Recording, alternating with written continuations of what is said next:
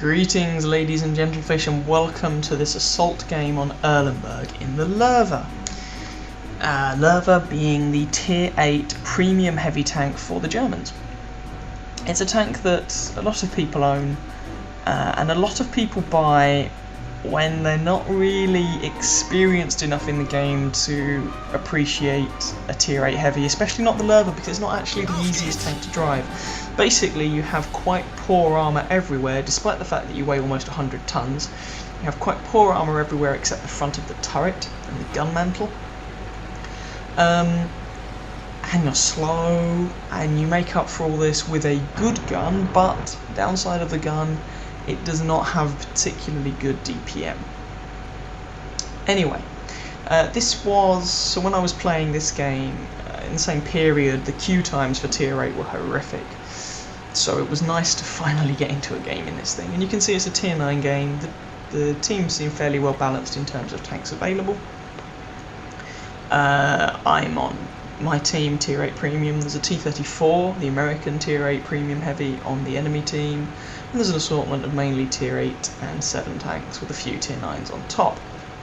And what I'm going to do is go over to the this kind of hilly area on the western flank, and actually going to demonstrate that despite the fact that the Lowe doesn't have particularly good armour, it can still, in the right circumstance, bounce a lot of shots. And the right circumstance is hold down. The front of the turret on this machine is very, very bouncy indeed. I mean, if you have a look at it, not only do you have the raw thickness plus the gun mantlet, there's also a lot of angling going on, and so you can bounce an awful lot of shots on the front of this turret. And the gun mantle is also very big, it covers a lot of the tank. Now we're defending, of course, so the pressure is very much on the enemy team to come over and kill us, and I get a little bit lucky in this game, I will be honest. Because the enemy team is not very good, or at least they play much too passively. I'll explain when we get to it. So, IS-8, there we go, a shot into commander's hatch, top of the turret. Often with those IS tanks, the IS-3 is a good example, the top of the turret is very weak, and it's actually a common trait on a number of Russian tanks. There you can see, a nice bounce. The top of the turret, not necessarily where the commander's hatches are, although they are of course normally also weak spots, but the top of the turret in general is weak, and that guy just gave me his side armour, so I will take advantage of that. Much easier shot than trying to put one through his commander's hatch. Now these guys, if they had rushed me right now, then they might have stood more of a chance. So there's 4 of them there that we know of. I'm pretty sure they have tank destroyer support, which is probably why they're not rushing me. You can see the bounces. And I had to be fair, there's 4 of us, so these are even teams. Certainly in terms of raw numbers. But 2 of their tanks are tier 9. There we go. I just put a shot into the commander's hatch on the T-34. 2 of their tanks are tier 9.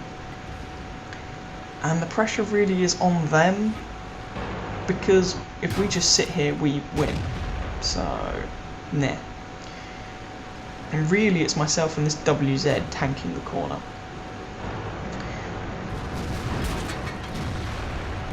And there's another one through the commander's hatch. Now, that guy in the E-75, he just went out on the top of that hill and he's put himself in a, well, it's not a great position, and he's just getting pummeled. It's not a very good position to be in, even if you are in an E-75, and I know that thing's as tough as old boots, but even so, he's going to die, which is a shame, because he's one of our 3 tier 9 tanks. Oh no, I was trying for a side armour shot, but that was a bad shot. Looking back on it, that was just a bad shot. I'm trying not to stay still too often, because although I'm bouncing a load of shots to the front, it looks like I might actually have taken some high explosive damage there at some point, because I've taken some damage, but it's not very much. Anyway, although I'm bouncing a load of shots from them, I'm worried. Oh, that one hurt. That was from a T-29 who injured the gunner. Straight through my gun mantle. I wonder if he's firing gold. Anyway, I am worried about artillery. And there we go.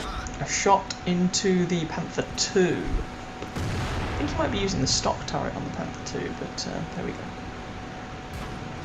And the Object 704 is telling us to slow down, take our time and wait for backup. And I think the point he's getting at is don't push too hard, because if we go around that corner we're suddenly exposed and in the open, and there's no need for us to go around that corner. We are defending, they have to come and kill us.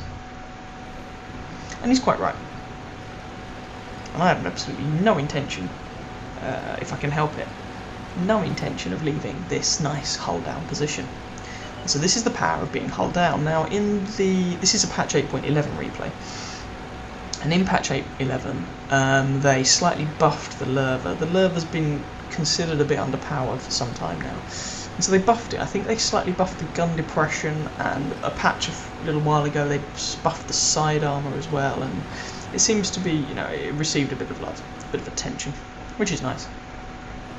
Because it is actually quite a nice tank to use, you just have to be very aware of its strengths and weaknesses.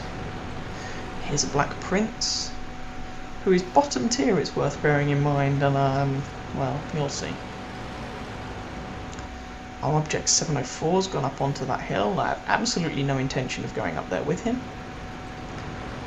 But, oh, we push over now.